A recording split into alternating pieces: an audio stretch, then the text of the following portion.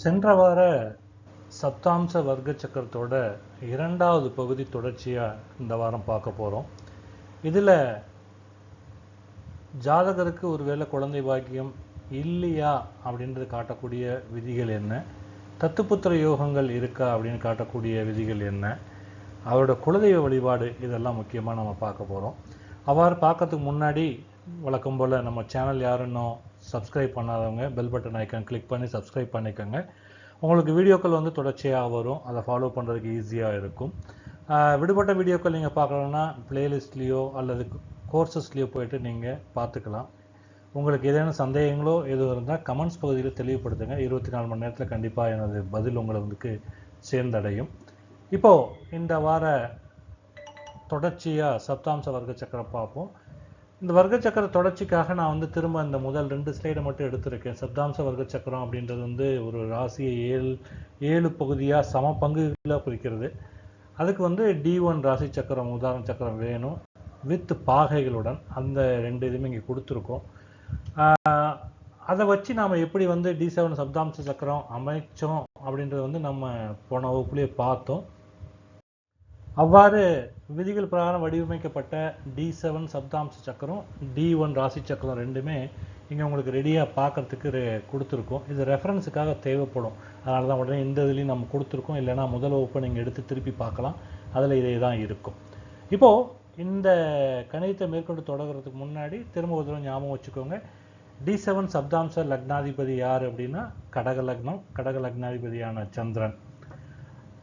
D7ல் 5ஆம் இடம் எது அப்படின்னா விருச்சிகம். விருச்சிகத்தில் அதனுடைய அதிபதியான செவ்வாயே ராகுடன் சேர்க்கை பெற்று இருக்கிறார். இந்த விஷயங்களை குறிப்பாக ஞாபகம் வச்சுக்கோங்க. மேற்கொண்டு நாம் ஃபர்தராக இதை பார்க்கும்போது நான் அதை எக்ஸ்பிளைன் பண்ணுறேன். முதல்ல நம்ம D7 சப்தாம்ச வர்க்க சக்கரத்தை எடுக்கிறோம். இந்த வர்க்க சக்கரத்தில் D7 லக்னாதிபதி தன்னுடைய வலிமையை இழக்கக்கூடாது. அதாவது எங்கேயும் போய் மறைவு பெறக்கூடாது, அல்லது நீசம் பெற்று அமரக்கூடாது, அல்லது வக்கரம் பெறக்கூடாது. அப்படி இருந்திருந்தால் அந்த லக்னாதிபதியுடைய பலம் பலகீனமாக இருக்குது. அது கண்டிப்பாக குழந்தை பாக்கியத்தை தாமதப்படுத்தும் அல்லது தடை செய்யும். இது மறக்கவே கூடாது. குறிப்பாக 8ஆம் வீட்டில் இந்த லக்னாதிபதி போய் உட்காரக்கூடாது. உட்காந்து அங்கே பாவகிரகனுடைய சேர்க்கையோ அல்லது தொடர்போ பெறக்கூடாது. பெற்றால் கண்டிப்பாக சந்ததியுடைய பாதிப்பு இருக்கும் அப்படின்னு. இப்போ உதாரணத்தில் இங்கே பார்த்தீங்கன்னா D7 லக்னாதிபதி சந்திரன் 12ல் மறைஞ்சிருக்கார். சனி 12ல் மறைஞ்சிருக்கார் அப்படின்ற ஒரு காரணம் மட்டும் இல்லை, 5ஆம் இடத்தை குரு பார்க்குறார் அப்படின்றதுனால இந்த ஜாதகம் குழந்தை பாக்கியம் இல்லைன்னு சொல்ல முடியாது, குழந்தை பாக்கியம் உண்டு. அந்த குழந்தையால் இவருக்கு ஆதாயம் உண்டா அப்படின்னு கேட்டால் இல்லைன்னு வேணால் சொல்லலாம். அடுத்தது 5ஆம் பாவகத்தை பார்க்கணும். இந்த 5ஆம் பாவகம் அதன் பாவக அதிபதி அவருடைய நிலை எப்படி இருக்குது, அவங்க வலிமையாக இருக்கணும். வலிமையாக இருந்தால் குழந்தை பாக்கியம் கண்டிப்பாக உண்டு. இல்லை அப்படின்னு கேட்டால் இந்த குழந்தை பாக்கியம் அப்படின்றது பாதிக்கப்படும்.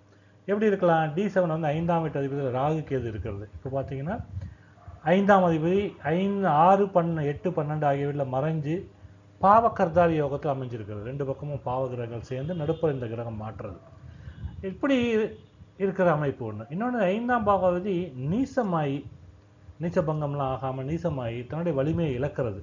இது எல்லாமே சந்ததி பாக்கியம் இல்லாமல் போகிறதுக்கான விதி அமைப்பு. இதுக்கு சில எக்ஸப்ஷன்ஸ் உண்டு. கிரக பார்வைகள், சுப கிரக பார்வைகள், குறிப்பாக குருனுடைய பார்வைகள் அல்லது காரக கிரக பார்வைகள் இருந்தால் இதோட அமைப்பு மாறக்கூடிய வாய்ப்பு உண்டு. அடுத்தது 3ஆவதாக பார்க்கணும். அதுக்கு நம்ம சொன்னோம் காரக கிரக பற்றி பேசிட்டு, இந்த காரகனுடைய நிலை என்னன்னு பார்க்கணும். இந்த காரகர் அப்படின்னு சொல்லும்பொழுது ஒன்று புத்திர காரகர், இன்னொன்று இந்த விந்துக்களுக்கும் அந்த கருமுட்டை உருவாகத்துக்குமான காரர்களுடைய நிலை என்ன. அவங்க நல்லா வலிமையாக இருந்தால் கூட குழந்தை பாக்கியம் இன்மை அப்படின்றது ரூல்ட் அவுட் பண்ணிடலாம். இல்லைன்னா அதுவும் பாதிக்கப்பட்டிருந்தால் குழந்தை பாக்கியம் இன்மை அதிகமாக இருக்கிறதுக்கு வாய்ப்பு உண்டு. அப்போ இங்கே புத்திரக்காரன் யார்? குரு பகவான். D7ல் குரு பகவான் வலிமையாக இருக்கணும். அவர் சனியோடையோ ராகுக்களோடையோ இந்த மாதிரி பாவ கிரகங்களோட சேர்க்கையிலேயோ தொடர்புலையும் இருக்கக்கூடாது. அதே நேரத்தில் ஆண்களுக்கு சுக்கிரன் விந்து காரகனாகவும், பெண்களுக்கு செவ்வாய் கருமுட்டை காரகனாகவும் நம்ம இது பண்ணுறோம். அவர் D7ல் 6, 8, 12 மறையக்கூடாது, அல்லது அஸ்தமானம் பெறக்கூடாது, இல்லை நீசம் பெறக்கூடாது. இந்த மாதிரி இருந்தால் என்னென்னா அந்த ஜாதகருடைய உடல் ரீதியானதில் மருத்துவ குறைபாடு இருக்கிற மாதிரியும் அதன் மூலமாக வாரிசுகள் தடைப்படுது அப்படின்னு ஒரு இண்டிகேஷன் காமிக்கும். இதை கவனமாக ஆராய்ந்து நாம் ஜாதகருக்கு சொல்லணும். இப்போது ஜாதகருடைய ஜாதகத்தை நம்ம தெளிவாக பார்த்தோம். பார்த்ததில் ஜாதகருக்கு சந்தான பாக்கியமின்மைக்கான அறிகுறி தென்படுது அப்படின்னு தெரிஞ்சு அடுத்தது வந்து நம்ம பார்க்க வேண்டிய ஜாதகருக்கு தத்து புத்திர யோகம் இருக்கா அப்படின்னு சொல்லி பார்க்கணும். அதாவது மற்றவர் குழந்தையை இவர் தத்தெடுத்து வளர்க்கக்கூடிய யோகம். பொதுவாக மற்றவர் குழந்தை அப்படின்னு சொல்லும்போது அது இயற்கைக்கு மாறான விதி. அப்போது ஆட்டோமேட்டிக்காக என்ன ஆகிடும், பாவகிரகணம் ராகு கேது சனி இது வந்து தொடர்பு பெறும். அப்போ அந்த தொடர்பு இருந்ததுனால தான் அந்த பாக்கியம் இருக்கும். அப்போ D7ல் வந்து 5ஆம் வீடு அல்லது 5ஆம் வீட்டதிபதியோட சனியோ ராகுவோ அல்லது கேதுவோ தொடர்பு கொள்ளணும். குறிப்பாக 5ஆம் அதிபதி வந்து சனியின் வீடான மகரம் அல்லது கும்பத்தில் இருந்து ராகுவோட நட்சத்திரத்தில் அமர்ந்தா தத்துப்புத்திர யோகத்துக்கு அதுதான் முதல் அறிகுறி. அடுத்தது 9ஆம் பாவகமும் 8ஆம் பாவமும் தொடர்பு. இது எப்படி இருக்குன்னா, 9ஆம் பாவம் நார்மலாக வந்து தர்ம ரீதியாக சட்டப்பூர்வமான அங்கீகாரத்தை பெற்று குழந்தையை வளர்க்குறது, தத்தெடுத்து வளர்க்குறது, அதுக்கான சாத்தியக்கூறுகளை கொடுக்கக்கூடிய பாவகம். 8ஆம் பாவகம் அப்படின்றது அடுத்தவங்களுடைய சொத்து, அடுத்தவங்களுடைய வாரிசு, இதை எடுக்கிறது நமக்கு அமையுமா அப்படின்றத குறிப்பிட்டு காமிக்கக்கூடிய ஒரு விஷயம். அப்போது D7ல் 5ஆம் அதிபதியோ அல்லது 5ஆம் பாவகமோ 8ஆம் அதிபதியோட பரிவர்த்தனை பெற்றோ அல்லது 8ஆம் பாவகத்தோடு சம்மந்தப்பட்டோ அவங்க வீட்டில் அமர்ந்து இருந்தோ அவரை வந்து 9ஆம் அதிபதி பார்த்தார்னா ஜாதகருக்கு சட்டப்பூர்வமாக இன்னொரு குழந்தையை தத்தெடுக்கக்கூடிய பாக்கியம் உண்டு. அப்புறம் இந்த தத்து புத்திர யோகத்துக்கு காரக கிரகம்னு ஒன்று இருக்கு. அந்த காரக கிரகம் எதுன்னு கேட்டிங்கன்னா புதன். இந்த புதன் அல்லது புதனுடைய வீடு இது வந்து தொடர்பு பெறணும். அப்போது D7 சக்கரத்தில் 5ஆம் வீடாக வந்து மிதுனமாவோ அல்லது கன்னியாவோ இருந்து அங்கே புதன் பலமாக இருந்து அந்த 5ஆம் பாவகாதிபதி புதனன் வந்து சேர்க்கை பெற்றிருந்தார்னா, 5ஆம் பாவத்தோட சேர்க்கை பெற்றிருந்தார். இப்போ ஒரு கேள்வி வரும், 5ஆம் வீடு மிதுனமாவோ 5ஆம் வீட்டதிபதி புதன் வந்திருந்து அவர் புதனோட சேர்க்கை அப்படின்னு கேட்டால், அதாவது என்னன்னு கேட்டோம்னா சாரமும் புதனோட இதில் வரணும். அப்படி வந்திருந்தார்னா ஜாதகர் உறவினர் வழியிலையோ அல்லது வெளியிலேருந்து ஒரு குழந்தைய ஸ்வீகாரம் எடுத்து ரத்து எடுத்து வளர்க்கக்கூடிய யோகம் கொண்டவராக இருப்பார் அப்படின்றது சுட்டி காட்டுது. இதை சர்வ ஜாக்கிரதையாக அலசி பார்த்து நாம் சொல்லணும். ஏன்னா இதில் வந்து அவசரப்பட்டு சொல்லிட்டோம்னா நம்மளுடைய கணிப்புகள் தவறாக போயிடுச்சுன்னு பகடிக்கு நாம் ஆளாக வேண்டிய நிலையாயிடும். அதனால் இதை கவனமாக வச்சு தான் நாம் சொல்லணும். அடுத்ததாக மிக முக்கியமான ஒரு இது, இன்னைய காலகட்டங்களில் நிறைய இடங்களில் நிறைய குடும்பங்கள் தங்களுடைய பூர்வீகத்தை விட்டு இடப்பெயர்ச்சியாகி வெளியில் போயிடுறதுனால அவங்களுக்கு குலதெய்வம் பற்றி பெரும்பான்மையாக தெரிஞ்சிருக்க வாய்ப்பு இல்லாமல் போகிறாங்க. அப்போது அந்த ஜாதகத்தை ஆராய்ந்து பார்க்கும்போது அவங்களுடைய குலதெய்வம் எதுவாக இருக்கும், அந்த வழிபாட்டு முறை என்னவாக இருக்கும் அப்படின்னு நாம் தெரிஞ்சுக்கிறதுக்கு ஈஸியாக இருக்கும். அதுக்கு சப்தாம்சம் மிக சிறந்த ஒரு வழிமுறையாகும். ஏன் சப்தாம்சத்தில் குலதெய்வத்தை ஆராயிரம் அப்படின்னு கேட்டால், சப்தாம்சம்ன்றது குழந்தைகளை குறிக்கக்கூடியது. இது பூர்வ புண்ணிய ஸ்தானமான 5ஆம் பாவகத்தை குறிக்கக்கூடிய இந்த 5ஆம் பாவத்துடைய எக்ஸ்டென்ஷன் என்னன்னு பார்த்தீங்கன்னா குலதெய்வ வழிபாடும் உள்ளடங்கும். அதனால தான் இந்த குலதெய்வ வழிபாட்டினுடைய தன்மைகளை வந்து சப்தாம்சம் வச்சு பார்க்க முடியும் அப்படின்னு சோடச வர்க்க சக்கரங்களில் பராசர முறையில் சொல்லப்பட்டிருக்கு. இந்த 5ஆம் இடம் அப்படின்றது நம்ம முன்னோர்கள் வந்து என்ன மாதிரியான குலதெய்வ வழிபாட்டை வச்சுருந்தாங்க அப்படின்றது கிளியராக காமிக்கக்கூடியது. அப்போது வம்ச விருத்தி சந்ததி தொடர்ச்சியை தாண்டி அவங்களுக்கு குலதெய்வத்தை தந்தை வழி வம்சாவளியோடு சம்மந்தப்படுத்தி பார்க்கக்கூடிய இடமாக இந்த D7 நம்ம எடுத்துக்கிறோம். அப்போ முதல்ல இதை எப்படி பார்க்கணும்? அப்போ D7 சக்கரத்தில் வந்து 5ஆம் இடம், அதாவது 5ஆம் பாவகம் என்ன ராசி வருது, அந்த ராசியோட அதிபதி யார் அப்படின்னு முதல்ல பார்த்து வச்சுக்கணும். அந்த அதிபதி அமர்ந்திருக்க வீடு இது வந்து அந்த குலதெய்வத்தோட ஆதிக்கத்தை உணர்த்தும். அப்போது இந்த உதாரண ஜாதகத்தில் பார்த்தீங்கன்னா பொதுவாக சொல்கிறோம், D7ல் 5ஆம் அதிபதி வந்து நெருப்பு ராசியில் இருந்திருக்காருன்னு வச்சுக்கோங்க. மேஷம் சிம்மம் தனுசு இந்த மாதிரி வந்து அப்போ அந்த சம்பந்தப்பட்ட தெய்வம் உக்கர தெய்வமாக இருக்கலாம் அல்லது காவல் தெய்வமாக இருக்கலாம். அது வந்து அந்த வழிபாட்டை இவங்க ஜாதகம் மேற்கொண்டவங்களா இருக்கலாம். ஒருவேளை நீர் ராசியாக இருந்தால் கடகம் விருச்சிகம் மீனம் அதுதான் அது பெண் தெய்வமாக இருக்கலாம், அல்லது ஆற்றங்கரை ஓரம் அல்லது நீரோட்டம் உள்ள ஒரு இடத்துக்கு அருகில் உள்ள தெய்வத்தை குறிக்கக்கூடியதாக நம்ம ஈஸியாக சொல்ல முடியும். இப்படி வகைப்படுத்துறது தான் நம்ம மிக முக்கியம். 5ஆம் வீட்டோட தொடர்புபடுத்தி D7ல் நம்ம அந்த கிரகங்களை வச்சு அந்த பாவகத்தில் அமர்ந்திருக்க கிரகம் அல்லது அந்த பாவகத்தை பார்க்கிற கிரகம் அல்லது அந்த பாவக அதிபதி எந்த கிரகத்தோட தொடர்பு பெற்றிருக்கார் இதை வச்சு நாம் D7ல் ஒரு குலதெய்வத்தை கண்டுபிடிக்கலாம் அப்படின்றது பார்த்தோம். அப்போது அது என்ன மாதிரி கிரகம் என்ன மாதிரி தெய்வத்தை கொடுக்கும். இப்போ ஒருவேளை சூரியனாக இருந்தால் கம்பீரமான ஆண் தெய்வம், அது சிவபெருமானாக இருக்கலாம், சிவனுடைய அம்சம் கொண்ட காவல் தெய்வங்களாக இருக்கலாம், ஐயனார் கருப்புசாமி அந்த மாதிரி வகையறாவெல்லாம் இருக்கலாம். அடுத்தது சந்திரன் அப்படின்னா பெண் தெய்வம், இது அம்மனாக இருக்கலாம், எல்லை அம்மனாக இருக்கலாம், அல்லது நீர்நிலைகளுக்கு அருகில் உள்ள அம்மன் வடிவங்களாக இருக்கலாம். அது மாரியம்மனாக இருக்கலாம், கருமாரியாக இருக்கலாம், இப்படி மாரியம் வடிவங்கள். அடுத்த செவ்வாய் சம்மந்தப்பட்டதுன்னா இது உக்கிர தெய்வங்கள். உக்கிர தெய்வங்கள்னா குறிப்பாக காவல் தெய்வங்கள், காவல் தெய்வங்கள், போர்க்குணம் கொண்ட தெய்வங்கள், இது எல்லாமே நம்ம இது சொல்ல முடியும். அப்படி பார்த்தா முருகன், காளி, துர்க்கை, மதுர வீரன் சொல்லுவாங்க, ஒண்டி வீரன், முத்தாலம்மன், இந்த மாதிரி விஷயங்கள் எல்லாம் சொல்லக்கூடிய தெய்வ அம்சங்கள். அடுத்தது புதன். புதன் பெரும்பாலும் விஷ்ணு, பெருமாள், கிருஷ்ணர், இந்த மாதிரி அமைப்பை கொண்டது தான். இது வந்து பெரும்பாலும் வீட்டுக்கு அருகிலே இருக்கக்கூடிய எல்லை தெய்வங்கள், தொலைதூரத்தில் இருக்காது. புதன் வந்து இருந்திருந்தால் வீட்டுக்கு இவங்க இருக்கிறதுக்கு வீட்டுக்கு பக்கத்திலேயே தான் இருக்கக்கூடிய வாய்ப்பு. அடுத்தது குரு. குருவாக இருந்தால் தட்சிணாமூர்த்தியாவோ, பிரம்மனாகவோ, அல்லது ரிஷிகள், சப்த ரிஷிகள் வழிபாடுகளாக இருக்கோ, அல்லது குலகுரு வழிபாடுகள் கொண்டவர்களாவோ, அல்லது கோபாலகிருஷ்ணர், சாத்வீகமான கோபாலகிருஷ்ணர், அந்த மாதிரி சாத்வீக அம்சம் கொண்ட கிருஷ்ணர், இது இந்த மாதிரி அம்சங்களுடைய தெய்வங்களை குலதெய்வங்களாக கொண்டிருக்க வாய்ப்புகள் உண்டு. இதே சுக்கிரனாக இருந்தால் ரெங்கநாதராவோ, அல்லது அழகிய வடிவம் கொண்ட பெண் தெய்வமாவோ, அல்லது மகாலட்சுமியாவோ, முத்துமாரி, சமயபுரம் அம்மன் அப்படின்னு ஆக்கர்ஷண சக்தி கொண்ட தெய்வங்களாவோ இருக்க வாய்ப்பு உண்டு. அடுத்தது வந்து சனி. சனி வந்து ஐயப்பன் சுவாமியாவோ, அல்லது எல்லையை காக்கக்கூடிய எல்லை கருப்பு சுவாமிகளாவோ, சுடலை மாட சுவாமிகளாவோ, அல்லது கிராமத்து தேவதைகள், கிராமத்து தெய்வங்கள், இதெல்லாம் பழமை வாய்ந்த புராதனமான தெய்வங்கள் அதுவா, அல்லது சாஸ்தா, இந்த மாதிரி தெய்வங்கள் இருக்க வாய்ப்புகள் உண்டு. அடுத்து ராகு கேது.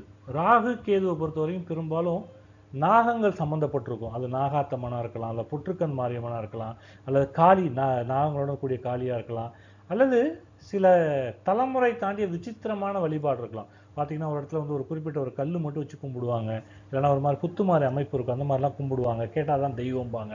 இந்த மாதிரி ஒரு விசித்திரமான அமைப்பு கொண்ட ஒரு வழிபாட்டு முறைகளையும் இது குறிக்கும். இந்த மாதிரி இதிலிருந்து நம்ம டிஸ்டிங்விஷன் பண்ணுறோம், பார்த்துட்டு இது என்ன மாதிரி கிரகம், எந்த இது, அதனுடைய தன்மைகள் வச்சு அந்த பாவத்தோட ஒப்பீட்டளவில் பார்த்து அதனுடைய நிலை, அந்த கிரகம் வந்து வக்கரமாக இருக்கா, அஸ்தமனமாக இருக்கா, இல்லை வலிமையாக இருக்கா, இல்லை வலிமை இழந்து இருக்கா, அதெல்லாம் வச்சு இந்த தெய்வத்துடைய தன்மைகள் எப்படி இருக்கும் அப்படின்னு நாம கண்டுபிடிச்சி அந்த குலதெய்வத்தை நாம டிட்டர்மைன் பண்றோம்.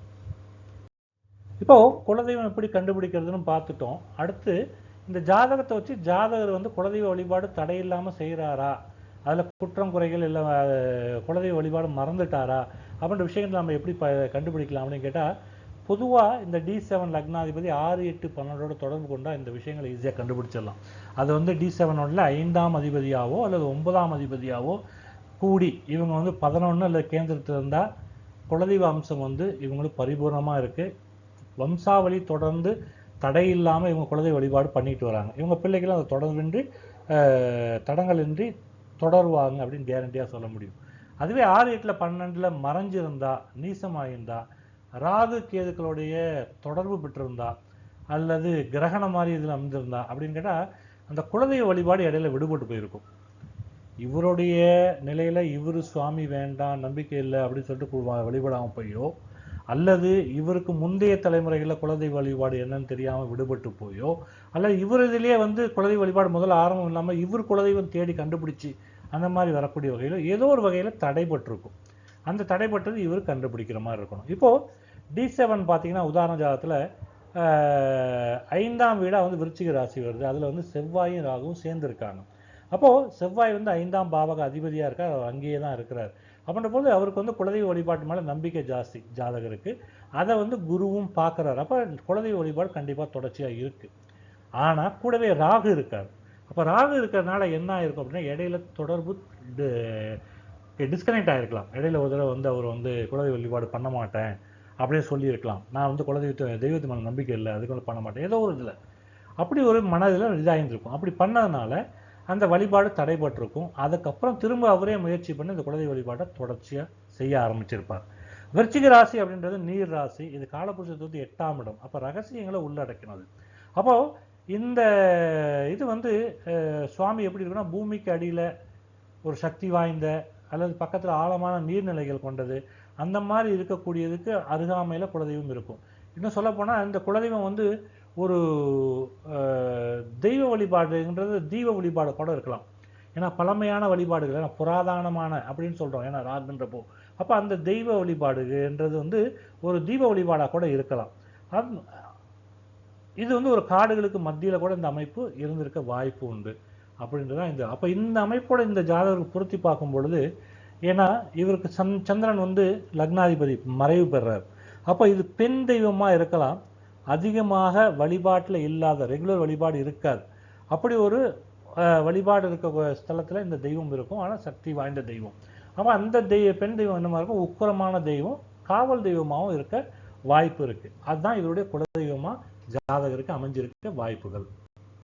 இப்போ நம்ம பேசிட்டு இருந்த இந்த விஷயத்தை தான் திரும்ப நம்ம பார்க்குறோம். அதாவது விருச்சிக ராசிக்கு செவ்வாய் அதிபதி அவர் சொந்த வீட்டிலே பலமாக இருக்கிறதுனால குலதெய்வம் வந்து சாத்வீகமான வடிவம் கொண்டது கிடையாது. கண்டிப்பாக மகாவீரியம் கொண்ட ஒரு காவல் தெய்வமாகவும் உக்கர தெய்வமாகவும் இருக்கும்.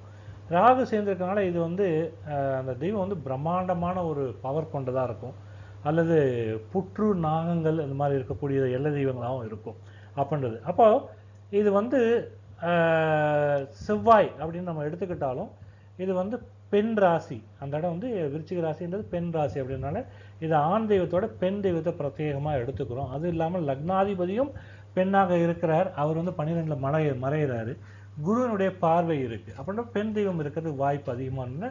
இது உக்கர வடிவம் கொண்ட காளி, துர்கை, பிரத்யங்கரா, அங்காளம்மன், முத்தாளம்மன் அல்லது நாகாத்தம்மன், மாரியம்மன் இந்த மாதிரி அம்மனுடைய வடிவம் சார்ந்து இருக்கலாம்.